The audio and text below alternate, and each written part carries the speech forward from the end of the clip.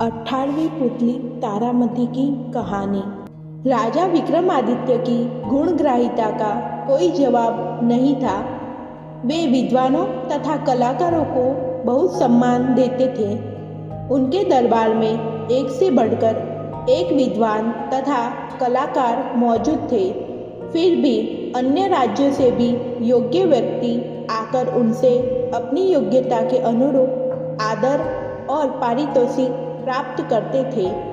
एक दिन विक्रम के दरबार में दक्षिण भारत के किसी राज्य से एक विद्वान आया। उनका मानना था कि विश्वासघात विश्व का सबसे नीच कर्म है। उसने राजा को अपना विचार स्पष्ट करने के लिए एक कथा सुनाई। उसने कहा, आर्यवर्त में बहुत समय पहले एक राजा था। उसका भरा पूरा परिवार था। फिर भी 70 वर्ष की आयु में उसने एक रूपवती कन्या से विवाह किया। वह नई रानी के रूप पर इतना मोहित हो गया कि उससे एक पल भी अलग होने का उसका मन नहीं करता था। वह चाहता था कि हर वक्त उसका चेहरा उसके सामने रहे। वह नई रानी को दरबार में भी अपने बगल में बिठाने लगा। उसके सामने कोई भी कुछ बोलने का साहस नहीं करता, मगर उसके पीठ पीछे सब उसका उपहास करते। राजा के महामंत्री को यह बात बुरी लगी। उसने एकांत में राजा से कहा कि सब उसकी आलोचना करते हैं।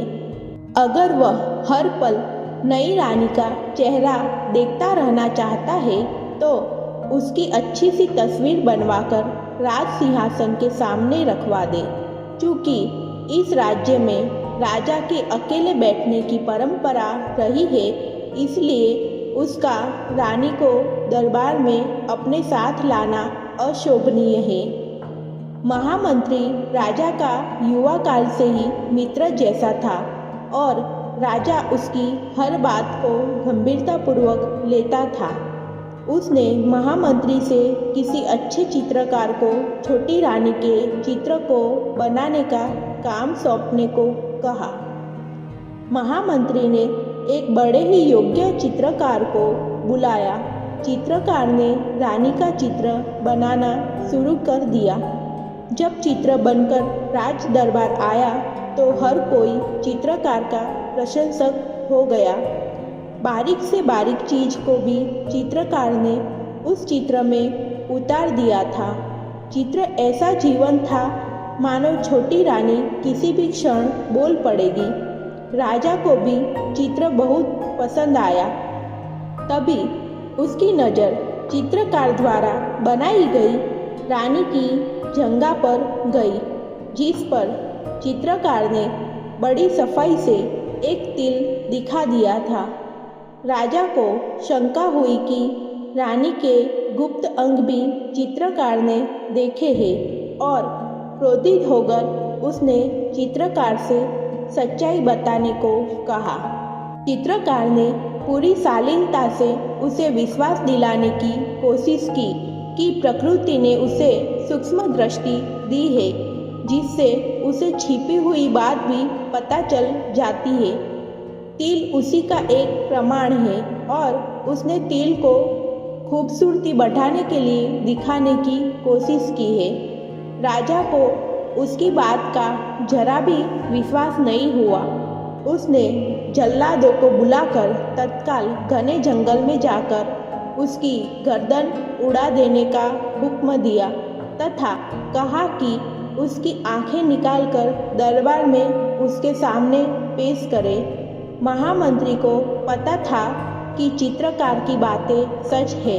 उसने रास्ते में उन जल्लादों को धन का लोभ देकर चित्रकार को मुक्त करवा लिया तथा उन्हें किसी हिरण को मारकर उसकी आंखें निकाल लेने को कहा, ताकि राजा को विश्वास हो जाए कि कलाकार को खत्म कर दिया गया है।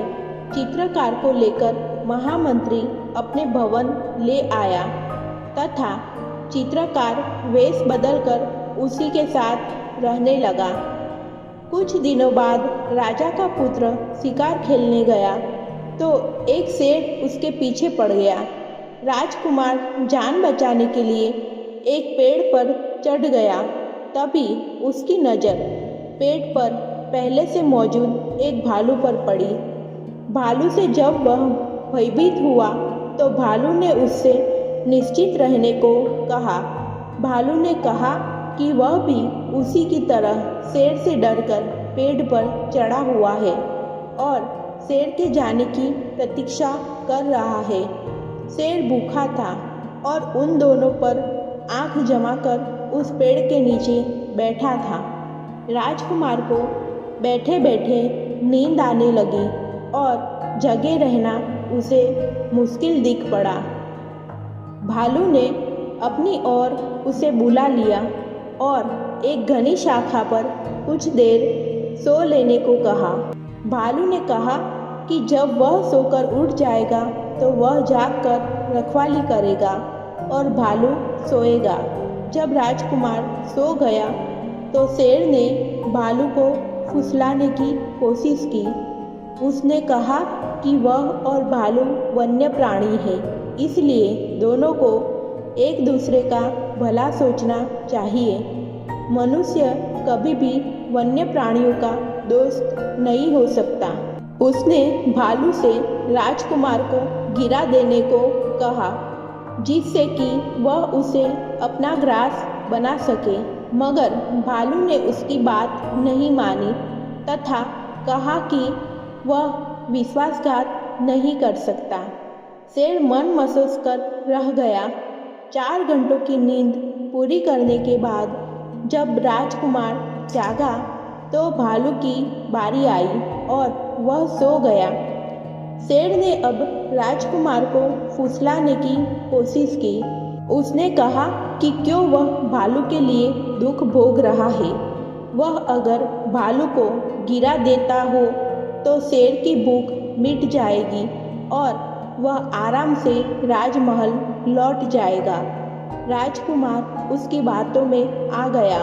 उसने धक्का देकर भालू को गिराने की कोशिश की, मगर भालू न जाने कैसे जाग गया और राजकुमार को विश्वासघाती कहकर खूब धिक्कारा। राजकुमार की अंतरात्मा ने उसे इतना कोसा कि वह गूंगा हो गया। जब शेर भूख के मारे जंगल में अन्य शिकार की खोज में निकल गया तो वह राजमहल पहुंचा। किसी को भी उसके गूंगा होने की बात समझ में नहीं आई। कई बड़े वैद्य आए, मगर राजकुमार का रोग किसी की समझ में नहीं आया। आखिरकार महामंत्री के घर छिपा हुआ वह कलाकार वैद्य का रूप धरकर राजकुमार के पास आया। उसने गूंगे राजकुमार के चेहरे का भाव पढ़कर सब कुछ जान लिया। उसने राजकुमार को संकेत की भाषा में पूछा कि क्या आत्मग्लानि से पीड़ित होकर वह अपनी वाणी हो चुका है, तो राजकुमार फूट फूट कर रो पड़ा। रोने से उस पर मनोवैज्ञानिक असर पड़ा और उसकी खोई वाणी लौट आई। राजा को बड़ा आश्चर्य हुआ कि उसने राजकुमार के चेहरे को देखकर सच्चाई कैसे जान ली। तो चित्रकार ने जवाब दिया कि जिस तरह कलाकार ने उनकी रानी की जान का तिल देख लिया था, राजा तुरंत समझ गया कि वह वही कलाकार था जिसके वध की उसने आज्ञा दी थी। वह चित्रकार से अपनी भूल की माफ़ी मांगने लगा तथा ढेर सारे इनाम देकर उसे सम्मानित किया।